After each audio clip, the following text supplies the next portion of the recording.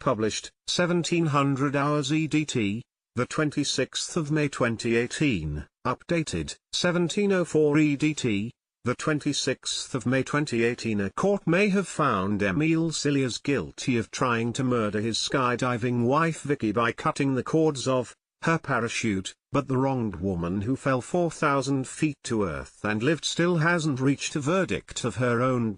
Yes, I'm hurt and angry, she tells the Mail on Sunday. But can I see Emile as capable of murder?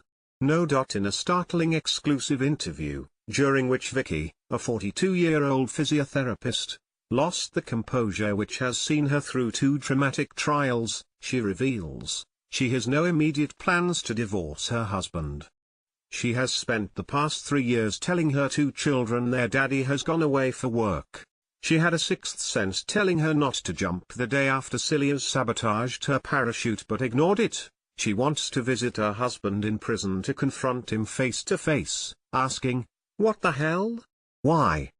Why is this all happening? Perhaps I'll parachute in," she jokes, showing the stubbornness and strength of character that saw her first survive that terrible free fall and then find herself a hostile witness for a prosecution which in her words had no smoking gun. Vicky, a 42-year-old physiotherapist, who fell 4,000 feet to earth, accepts her husband was a serial philanderer but cannot bring herself to believe he was willing to kill her. She accepts her husband was a serial philanderer and a skilled liar, that he had a sordid appetite for with swingers and prostitutes and that he had pressing debts. She knows he wanted to leave her to start a new life with his blonde mistress and that a life insurance payout would have helped fund it, but she still cannot bring herself to believe he was willing to kill her in such a cold-hearted, premeditated way and leave their daughter, now 6, and son, now 3, motherless. It's hard to comprehend that someone you are married to and have children with would be capable of that, she says. It's an outcome stunningly at odds with the overwhelming evidence of his guilt and one which seems to have more to do with Vicky's sense of pride and self-preservation, and her need to protect her children, than any doubt that justice has been done. The case was first revealed by the Moss in May 2015. But this is Vicky's first interview about it. My family, friends, everyone seems to think they know more than I do, she says. They see different evidence to me. Because I'm sitting on the fence the prosecution, felt the need to try to push me off. I felt bullied and humiliated in court, manipulated, like I was being used as a pawn by the prosecution. I have to go, I suppose, with the verdict. It's almost like peer pressure to conform. It's got me into a whole load of hot water because I haven't conformed. I've stuck to what I believe. When it's pointed out to her there is no plausible alternative, she goes on, I know, which makes it all the harder, but he was my husband. Yes, things might have been breaking down. He'd been unfaithful. He'd had issues with money, but that is not attempted murder. Last week, however, Winchester Crown Court declared it was, finding Cilliers, a 38-year-old Army sergeant, guilty of trying to kill Vicky twice in 1 week in April 2015. First he had attempted to rig a gas explosion at their modern, detached home in the town of Amesbury, Wiltshire, and when that failed he secretly tangled the cords of her main parachute and removed crucial components from her reserve chute ahead of a skydive. Emile and Vicky Cilliers pictured skydiving together over Wiltshire in 2011. A court found he tried to kill her by cutting the cords of her parachute. Tampering with the gas valve led to a third charge of recklessly endangering the lives of his children who were in the house with their mother. He was also found guilty on that count and is currently awaiting sentencing. Vicky has not spoken to him since he was charged 3 years ago and did not even look at him as she walked out of court for the final time. She doesn't love him anymore but does feel compassion as he faces the prospect of decades behind bars. I love the husband I used to have, not the one that he became. I don't know the man he is today, she says sadly, adding, I will always care for the father of my children. Her priority now is to protect them from him. I want to be able to put this behind me. I don't want it to consume our lives. It's not going to do them any favors if I'm bitter and ranting. They need a happy, well-adjusted life. I want boring and normal for us now.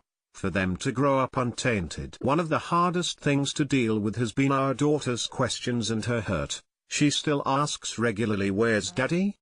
When am I going to see him? Why can't I speak to him on FaceTime?"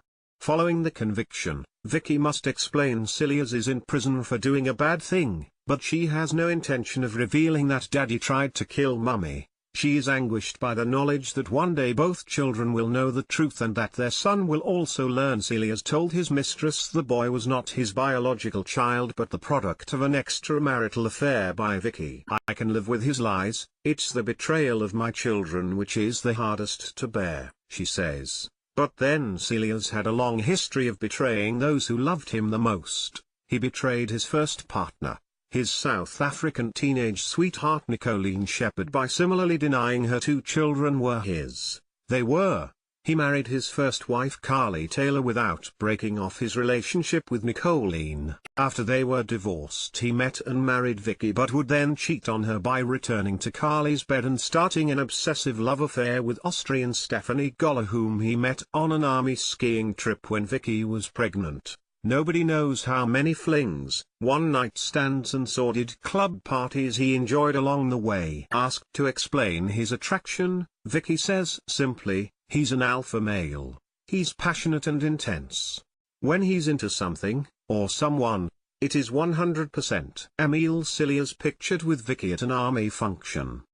She knows he wanted to leave her to start a new life with his blonde mistress and that a life insurance payout would have helped indeed. Pictures taken on formal army nights show Cilliers to be a dapper military man whose uniform fails to hide the Jim Hone physique beneath. At his wedding on the South African Cape, Cilliers, on his knees as he makes his vows to Vicky, is depicted as a true romantic. He adored adrenaline sports such as skiing and skydiving, was good around the house and a devoted, hands-on father. He was also kind and endlessly affectionate.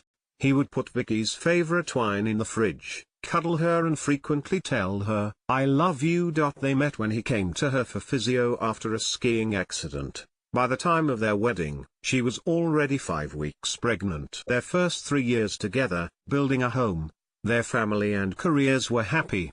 Their marital harmony marred only by Cilliers' free-spending ways. Vicky is very clear that the image of a toxic, troubled relationship which emerged from court was wrong. Their own life continued until the eve of the jump in which she should have died. "After I fell pregnant with our son, Emile went on a ski trip and came back a different person. My husband had simply disappeared," she says. She recognized he was having an affair but felt too vulnerable in pregnancy to fight it, so she set a deadline of September 2015 for it to be over and her husband's financial problems to be resolved. Cornered by debt and all the lies he had told Goller about leaving Vicky, Cilliers chose murder over divorce and ruin, trying first to ignite a gas explosion and then sabotaging her skydive. Even as he awaited the return of the jury, Cilliers was denying his guilt in frantic texts to his mother, telling her, "I'm not holding up well, my life is in ruins, and I'm totally innocent." Vicky has made a full physical recovery from her parachute crash, although her pelvis is held together with metal pins. Bones heal, but hearts, probably not, she says, giving a small clue as to why she can't yet acknowledge the evil which was at work in her marriage. On the hearth in her living room stands a contemporary sculpture, a heart within a heart, formed by a loving couple leaning together above 2 children. It's all Vicky Cilliers ever wanted, and as much as she says bravely, "I'm not a victim would have died that day," it's impossible not to feel sorry for her. Additional reporting by Barbara Jones in South Africa. Vicky Cilliers, pictured in hospital, had a terrifying sixth sense she should not jump on the day her husband tried to kill her. She has revealed Vicky Cilliers had a terrifying sixth sense she should not jump on the day her husband tried to kill her. She has revealed she believes a guardian angel, her mother Veronica, who died of bowel cancer when her daughter was just 16, saved her from certain death. "I think my mum was up there looking after me. Physics can't explain how I survived, so something else has to." Vicky, a veteran of 2,600 jumps, explained, "I felt a catatonic fear as the aircraft doors were closing. like nothing I'd ever known before. If I had listened to my instincts, I would not have got on the plane for the hop and pop, parachuting slang for when jumpers deploy their chutes as soon as they leave the aircraft, all the way up to our jumping altitude of 4,000 feet. I knew I should not be jumping, I just didn't understand why. Her memories of what followed are hazed by the trauma and by the ketamine and morphine administered when she hit the ground. Her injuries included a broken pelvis, broken ribs and fractured spine. A double parachute malfunction is so rare there had not been one in Britain for 30 years. It happened on Vicky's fateful jump on April 5, 2015. Because her husband Emile had tampered with her main and reserve canopies to ensure that neither deployed correctly. Having taken Vicky's parachute rig to a toilet cubicle at Netheravon Airfield in Wiltshire, he tangled the lines of the main canopy and removed vital links from her reserve so it was not properly connected to her harness. As a result, Vicky found herself unable to control her main parachute. So she cut herself loose and deployed her reserve canopy. But when it opened, she started spinning with increasing speed. She had just seconds to save herself. She said, "I was diving down towards the ground." Annoyance turned to anger and then fear, but panicking gets you nowhere. Vicky about to do a jump from a plane. She is a veteran of an astounding 2,600 jumps. I told myself, I have to fix this. Failure is not an option. I'm a mother, I could not even let myself think I might die. I had no sense of that earth approaching because I didn't look down. I knew what I needed was something functioning above my head, so my sole focus was above, not below. I had no idea about the time to impact. She was saved by three things: her expertise, her light weight, she is 8 stone, and the fact she was cushioned by a plowed field. Even so, her survival is miraculous. I remember nothing about hitting the ground except a metallic bang. I came to and was able to wiggle my fingers and toes, which made me think, thank God, my spine is intact. But I wasn't proud of myself because I had never considered not surviving. Now she is planning a jump to raise funds for the air ambulance which flew her to hospital. Emile Cilliers sent a chilling threat to his ex-lover just months before sabotaging his wife's parachute. He warned Nicolene Shepherd not to contact him after she accused him of abandoning their 2 children. She had texted him after discovering he had fathered 6 in all.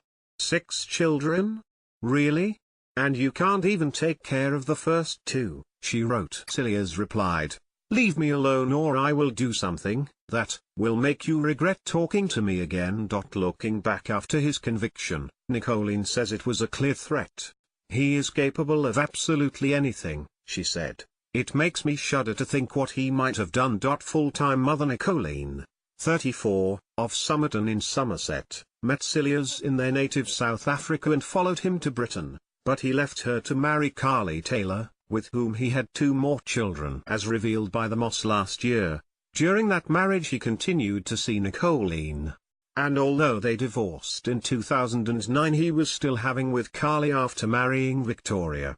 Incredibly, he cheated on both of them with his Austrian mistress, skydiver Stephanie Goller.